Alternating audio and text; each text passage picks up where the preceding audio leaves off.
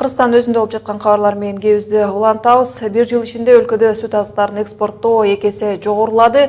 2017 жылы сырткы товар алмашуунун суммасы 1,3 миллиард АКШ долларын түзгөн. Бул 2016 жылга салыштырмалуу 19,2%га жогору. Экспорттук көрсөткүч негизи 3 багыттан улам жогорулады. Өнөр жай тармагындагы товарлардын экспорту 40%, сүт азыктары 2 эсеге, ал эми алтын 50%га көп экспорттолгон. Кыргызстандын жыл башынан берки товар экспорттоо жаатындагы өзгөртүүлөр тууралуу кебизди экономика министрлигинин алдындагы инвестицияларды тартуу боюнча мамлекеттик агенттиктин мүдүрүнүн орун басары Адлет уулу Шумкарбек менен баштайлы деп турабыз. Адлет мырза, кош келипсиз. Шумкарбек мырза, кечиресиз. Айтсаңыз, экспортерлор бүгүнкү күндө кандай тоскоолдуктарга кабылууда? Биз билген ЕАЭПке киргенден кийин Кыргызстандын продукциясы уюмдун талаптарына жооп бербестиги айтылган эле. Ошондой эле бир топ чыгара көйгөйлөр да бар болчу. Маселени өкмөттүк деңгээлде чечүү үчүн кандай сунуштар берилүүдө? Ооба, сиз туура айтып кеттиңиз. Негизинен жылдын башынан бери бизде экспорттун көрсөткүчтөрү жогорулап жатат.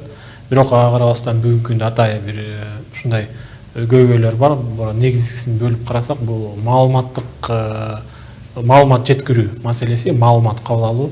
Өзүңүздөр билгендей, бизде бир канча учурлар бар. Ушул экспортко чыгып жаткан ишкерлерибиз ушул ЕАЭПтин мындай айтканда талаптарына жооп бербеген продуктыларын экспорт кылган аракеттери же болбосо шайкештик сертификаттары жоктугуна байланыштуу жана өзүнүн ушул чыгарылган товарларынын сапатын ушул ЕАЭПтин шарттарына дал келбей туруп ушул экспортко чыгаруу жана ушул негизги экспортко кандай чыгыш керек, кандай стандарттарды аткарыш керек, ушул боюнча маалыматтар аз болгондуктан экспортко чыгуудагы бир аз мындай азыраак болуп атат.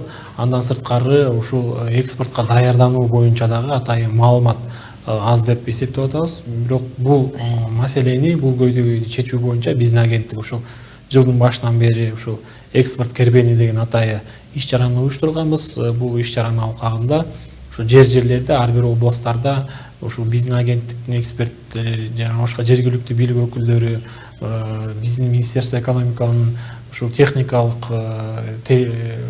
текшерүү боюнча, регуляция боюнча атайы адистер чыгып, ушундай кеңири маалымат берген, алардын көйгөйлөрүн алган, кандай суроо талаптар болуп атат, кандай маселелер болуп атат, ошолордун баарын алганбыз. Бүгүнкү күндө мунун үстүндө иштеп, биз ушул атайы бул маселени чечүү боюнча атайы иш-чараларды иштеп чыгуудабыз да.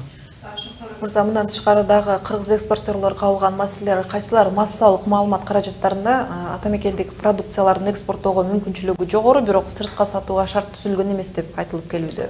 Эми негизгисинен алып карасак, эгерде өзүңүздөр билесиздер, базар экономика болгондуктан ар кандай учурлар болот. Эң негизги учурлардын бири баалардын, мисалы биздин өлкөдө болуп аткан, биздин өлкөдө турукталып орногон баалардын кээ бирде жогорулап кетиши, валюталык курска ылайык ушул жогорулап кетиши, кез-кезде бизде өндүрүлүп жаткан мисалы сапаты боюнча чийки затыбыз жакшы деңгээлде болсо, бирок ошол чийки затты кайра иштетип, сыртын каптап, каптаманын сапаты өтө төмөн болуп кетип, эстетикалык жактан чет элдик мисалы сатып алуучуларга жакпай калган учурлар болот. Ошондуктан дагы бул маселени дагы биз бул маселенин үстүнө да иштеп жатабыз.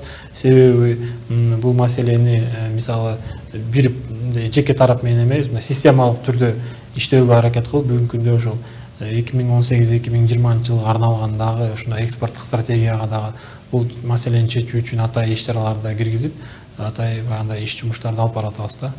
Мына экспортерлор үчүн логистикалык борборлорду куруу боюнча сунуштар айтылган билебиз. Бул маселе толугу менен жайгарылабы? Ооба, бул эми бирок логистикалык борборлорду куруудан дагы эгерде буну жеке тарап кура турган болсо, ошо жеке тарапка логистикалык борборду куруу бул эң биринчи ирет ыңгайлуу жана кызыктуу болуш керек экономикалык жактан.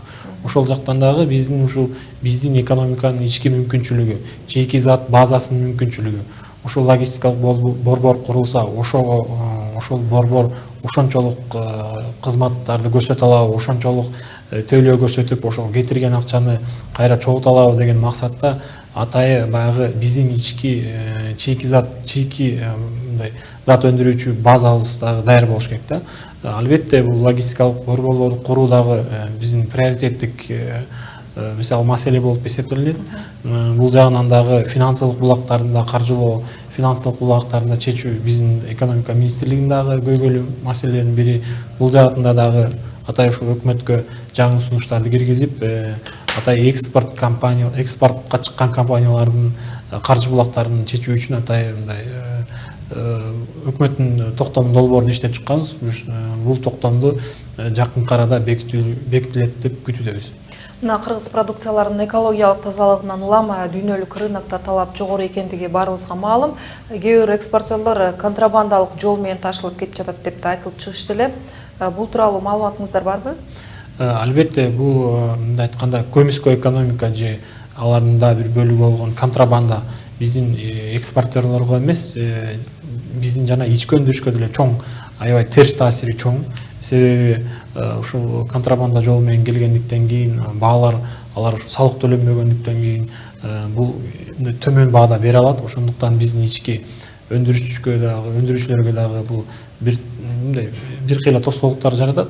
Мунун үстүндө дагы атай биздин өзүбүздүн иш чаралар дагы анализ кылып жүрүүбүз. Андан сырткары ушул өзүңүздөр билесиздер, экспортко жетүү үчүн дагы эң биринчиден ички өндүрүш болуш керек.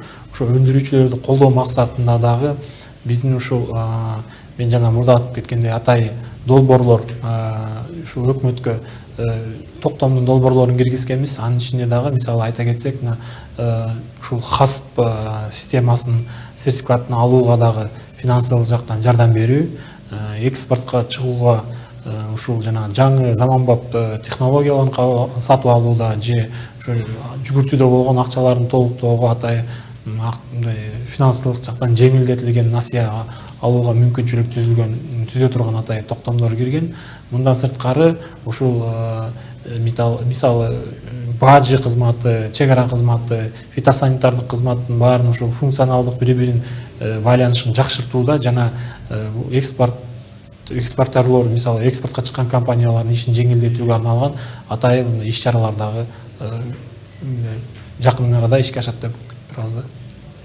Шумкарбек мырза, маегиңизге рахмат айтам. Кыргызстандын товар экспортоо жаатындагы өзгөрүүлөр тууралуу экономика министрлигинин алдындагы инвестицияларды тартуу боюнча мамлекеттик агенттиктин мүдүрүнүн орун басары Адилет уулу Шумкарбек болду. Маегиңизге рахмат.